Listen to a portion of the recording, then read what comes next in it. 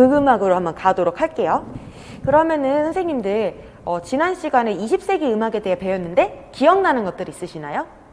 그것들을 각자 지금 적어보라고 하면 적어보실 수 있으시죠?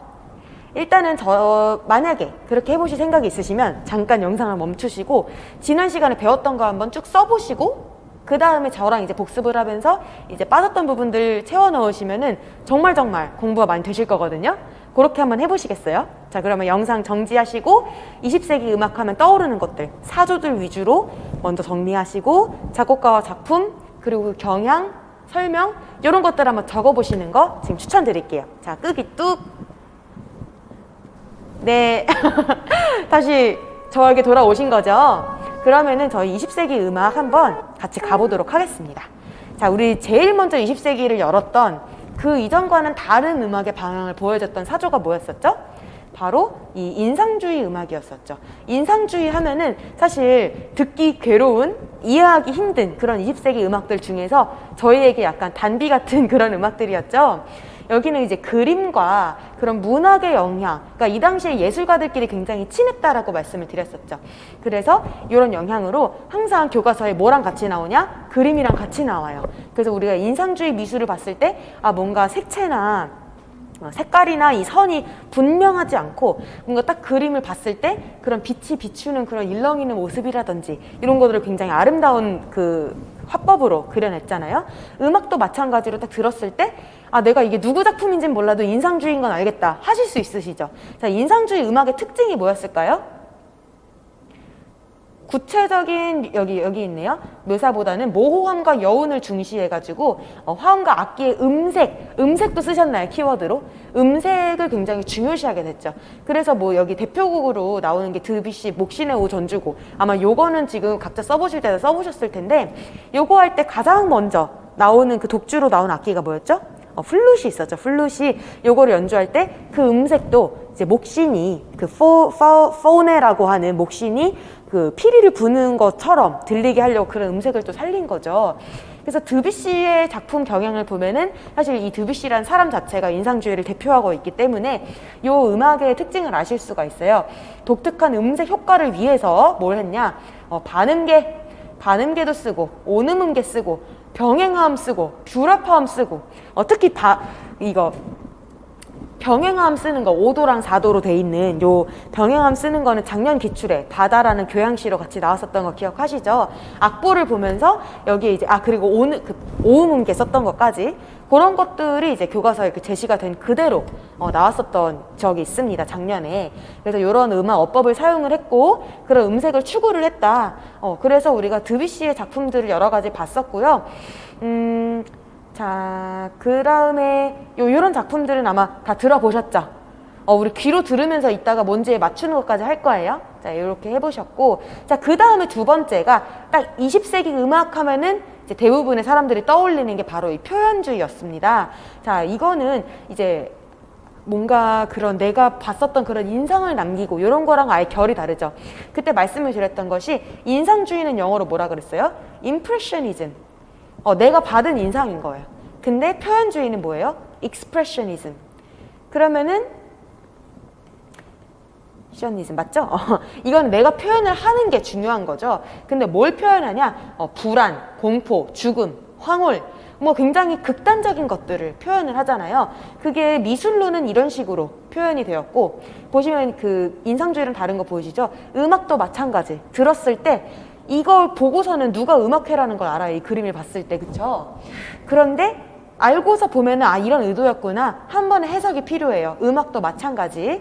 그래서 이 표현주의 음악을 시작한 사람이 누구였냐? 쇤베르크였는데 이런 뭉크의 작품 같은 것도 그렇고 쇤베르크는 이미 조성음악의 마스터였다. 그쵸? 후기 낭만의 그 복잡하고 거의 무조로 달려가는 그런 화성 기법 같은 거를 굉장히 마스터를 한 사람이었고 거기서 더 이상 이제 할 게 없다. 그러면서 이제 무조를 시도를 하게 된 거죠. 그쵸? 그러면서 이 무조를 완벽하게 하기 위해서 만들어낸 기법이 뭐였어요?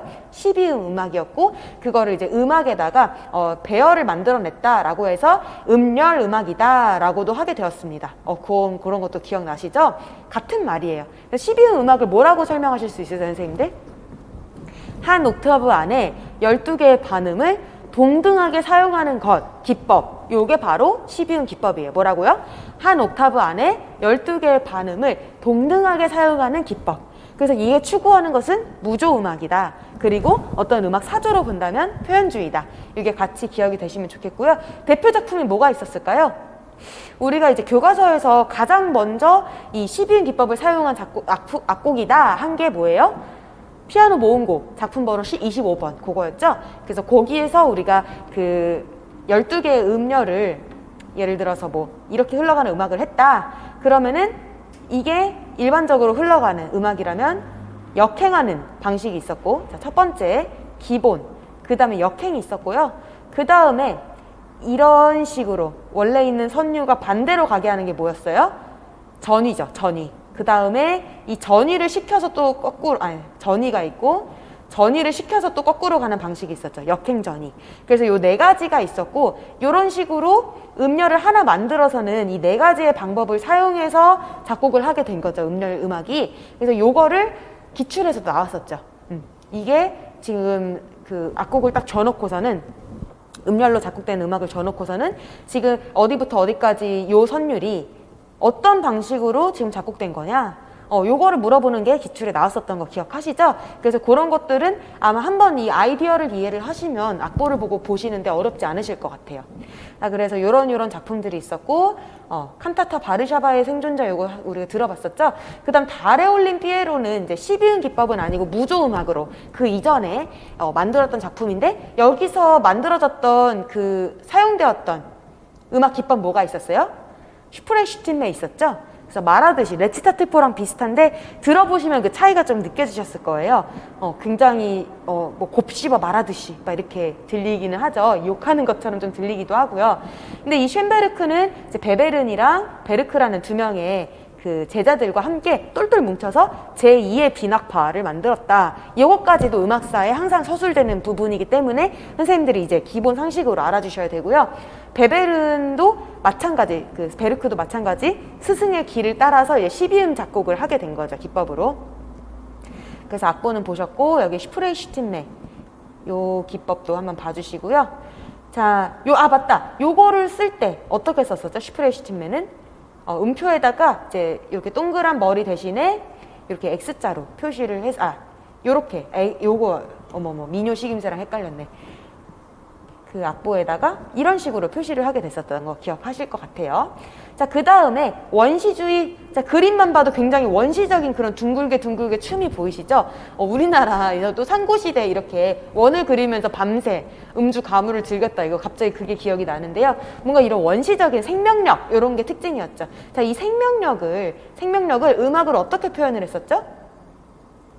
음악으로 리듬과 화성에 있어서 굉장히 이렇게 여기 있다. 두 개의 서로 다른 조 동시 출현 기억나시죠? 그러니까 예를 들어 내가 피아노를 양손으로 치는데 왼손은 F장조인데 오른손은 G장조야. 얼마나 부딪히겠어요. 근데 각자가 막 가는 거예요. 그리고 이 페트루시카를 제가 지난주에 보여드렸던 거 기억나시죠? 굉장히 이국적인 그런 러시아의 옷을 입고 춤을 추는데 어때요? 여기 그 장터 한가운데에서 막 예쁜 발레를 돌고 있는데 저기서 빠다라따따따딴 단단다라따따따 막 이러면서 발레를 하고 있는데 저쪽에서는 막 따란따란 따라따라따라따따따란 이러면서 엄청 시끄러운 음악이 막 동시에 연주가 되잖아요. 사실 이런 거 전에 보신 적 있으신가요? 없어요. 저는 이 페트루시카 이제 모음곡을 연주하는 걸 보러 갔었는데 오케스트라로 보면 더 재밌어요. 그러니까 이게 그 보이잖아요. 전체 단원들이 연주하는 게. 이쪽에서는 막 탕탕 막 트라이앵글 치면서 예쁘게 연주하는데 갑자기 혀는 막 뻥뻥뻥 막 이러면서 연주가 막 시작이 되고 있어, 이미 여기가 끝나기도 전에. 그래서 그런 식으로 겹쳐지는 조서, 겹쳐지는 음악을 활용을 한 게 스트라빈스키다.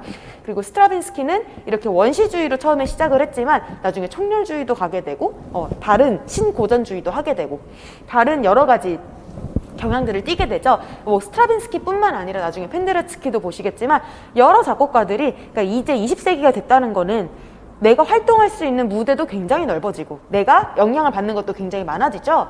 그러니까 당연히 어떤 사조를 고수하는 것보다는 다양하게 변모해 가는 것이 어쩌면 더 자연스러운 걸 수도 있을 거란 생각이 들어요.